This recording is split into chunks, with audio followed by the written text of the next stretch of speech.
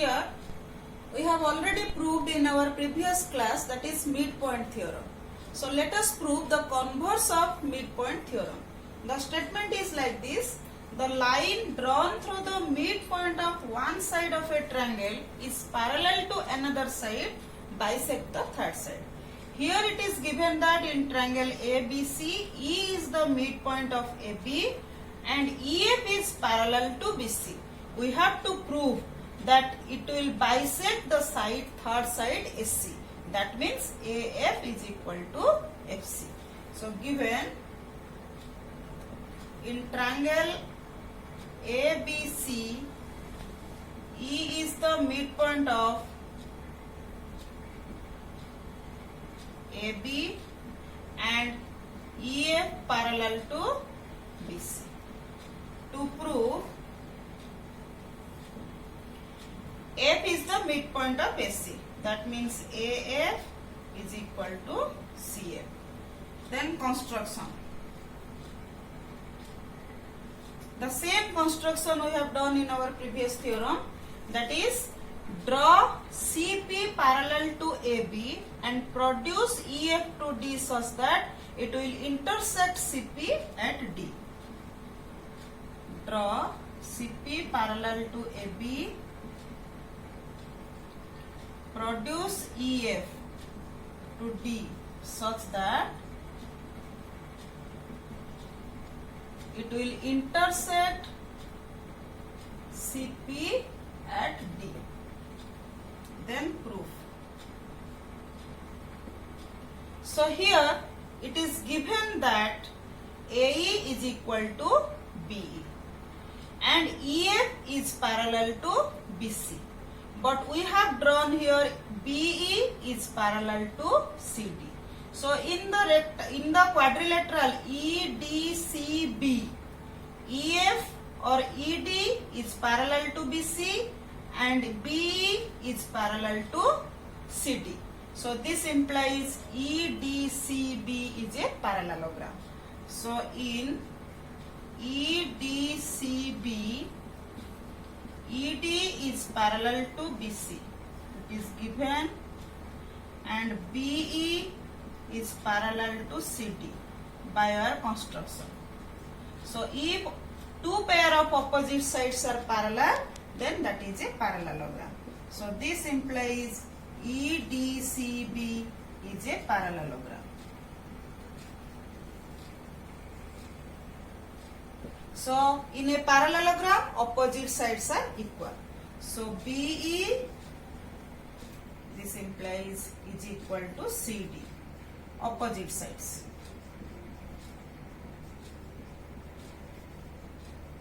But it is given that BE is equal to AE.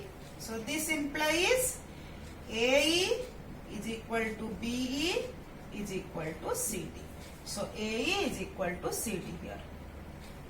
So let this is finding 1. So now we will congruent these two triangles. In triangle AEF and triangle CDF, what are the equal parts? We have proved AE is equal to CD. AE is equal to CD from 1. And this angle will be equal to this angle. These are alternate angles as AB parallel to CP. And angle AEF is equal to angle CDF, alternate angle. And these two angles are also equal. These are vertically opposite angle. Angle EFA is equal to angle DFC, vertically opposite angle. So this implies triangle AEF is congruent to triangle CDF by AAS congruent condition. So if these two triangles are congruent, then their corresponding parts are equal. So this implies AF is equal to FC by CP. So this is proved. So in this way we prove the converse midpoint theorem. Example 8 of your book. L, M, N are three parallel lines intersect by transversals P and Q such that L, M and N cut off equal intercepts AB and BC on P. So here L, M and N are three parallel lines. They are intersected by two transversals P and Q. And by P, the equal intercepts AB and BC are found. We have to prove that L, M and N cut off equal intercepts DE and EF on Q also. So here that means we have to prove, it is given that AB is equal to BC, we have to prove DE is equal to EF. So given in the figure AB is equal to BC. So to prove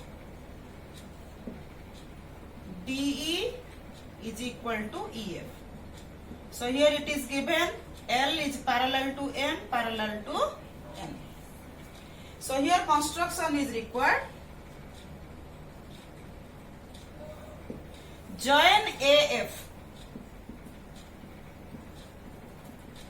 such that it intersect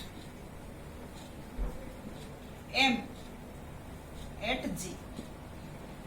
So now we will prove this. First we will take the triangle ACF. In triangle ACF, B is the midpoint of AC. This is given because AB is equal to BC. And BG parallel to CF. BG parallel to CF. This is also given. As line M parallel to line N. So this implies, according to the converse midpoint theorem, if a line drawn from the midpoint of one side and parallel to another side, that will bisect the third side. So this implies AG is equal to GF by converse midpoint theorem.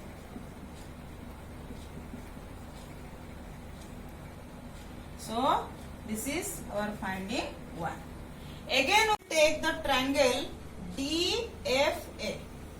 In triangle DFA, G is the midpoint of AF from finding 1. So G is the midpoint of AF and GE is parallel to AD. GE is parallel to AD.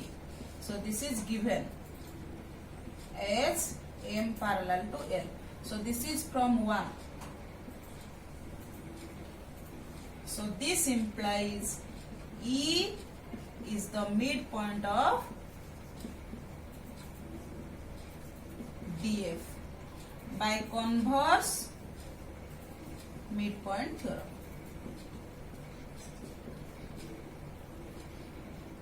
So this implies DE is equal to EF. Proved. So in this way we can use the midpoint theorem and converse midpoint theorem to solve some problems.